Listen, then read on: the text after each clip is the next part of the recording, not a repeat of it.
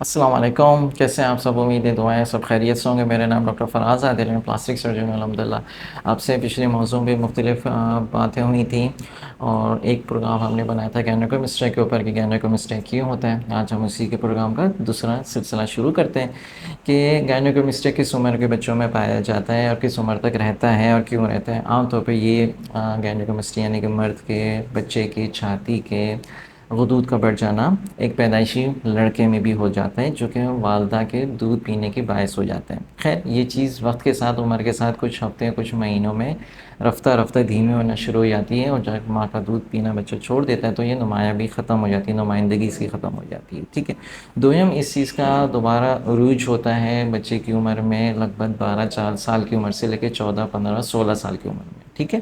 اور یہ بھی وقتاً جسم کے اس ہارمونس، اور جو بچہ میچورٹی میں آتا ہے وہ ہارمونس دوبارہ لیول پہ نارمل آنا شروع ہو جاتے ہیں، تو 17 18 سال تک کی عمر میں ختم ہونا شروع ہو جاتا ہے۔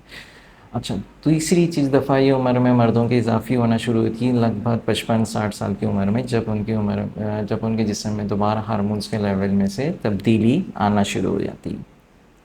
زیادہ تر لوگ اس کا علاج کرانے کے لیے جب بھی آتے ہیں جب یہ 18 20 سال کے لڑکے ہوتے ہیں اور ان کو یہ غدود واپس نہیں جا رہے ہوتے ہیں، یا ہارمون کا بیلنس مینٹین ہونے کے باوجود یہ غدود اتنے بڑھ جاتے ہیں یا چربی اتنی نمایاں ہو جاتی ہیں کہ ان کو کپڑے پہننے میں دشواری ہوتی ہے، یا وہ جب کپڑے زیب تن کرتے ہیں تو ٹی شرٹ وغیرہ میں اس کی نشانی زیادہ آنے لگتی ہے، تو اس وقت یہ بچے آتے ہیں اور علاج کروانا چاہتے ہیں۔ اچھا، آپ کو بتانا چاہتا ہوں کہ اس کا علاج کیسا ہوتا ہے۔ اس کا علاج بہت آسان ہوتا ہے، کوئی پریشانی والی بات نہیں ہوتی ہے۔ والدین کے ذریعے بچوں کو ہم معائنہ کرتے ہیں،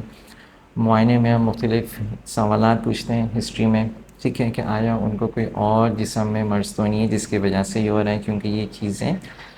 کچھ مختلف دوائیاں استعمال کرنے سے بھی ہوتی ہیں، کچھ اور جسم کے اندر امراض پیدا ہو رہے ہیں اس میں ہارمون کے اضافہ ہونے سے بھی ہو سکتی ہیں، ٹھیک ہے۔ جب ہم تصدیق کر لیتے ہیں کہ ایسی کوئی چیز نہیں ہے بلڈ ٹیسٹ کے ذریعے اور ہسٹری کے ذریعے،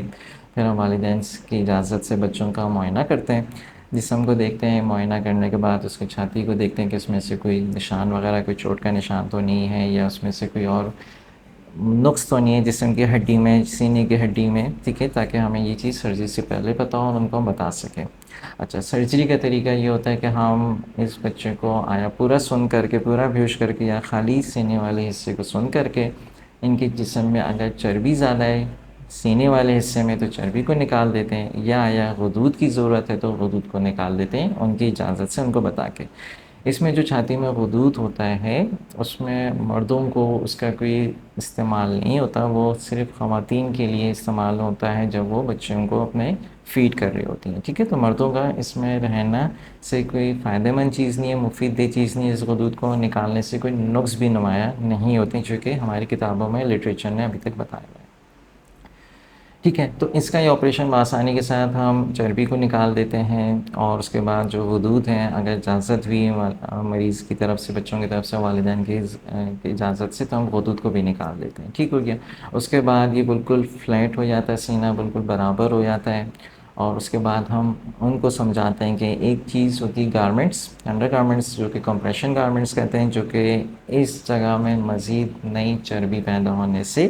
روکتی ہے، اور اس سرجری کی کوئی پیچیدگی میں کوئی ہیمیٹوما یعنی کہ اندر خون نہ جم جائے اس سے روکتی ہے، اور اندر کوئی انفیکشن وغیرہ ہونے سے بھی بچاتی ہے۔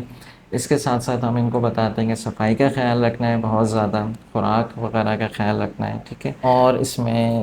اضافی طور پہ تھوڑا سا سینے میں یعنی کہ جہاں آپریشن والی جگہ پہ درد ہوتا ہے تو اس کے لیے ہم درد کی دوائی بھی دیتے ہیں، اور زخم کو سکھانے کے لیے اینٹی بائیوٹکس بھی دیتے ہیں۔ ان ساری تدابیر پہ عمل کرنے کے بعد کم سے کم نشان آتا ہے، کم سے کم اس میں ہیمیٹوما اور باقی کوئی دیگر پیچیدگی پیدا ہونے کے امکانات ہوتے ہیں۔ بس یہ ہے کہ ڈاکٹر کی رائے کے اوپر، ڈاکٹر کی تجویز پہ عمل کرنا ہوتا ہے، تو یہ سارے کام بآسانی حل ہو جاتے ہیں، بآسانی صحت یابی واپس آ جاتی ہے۔ بہت شکریہ۔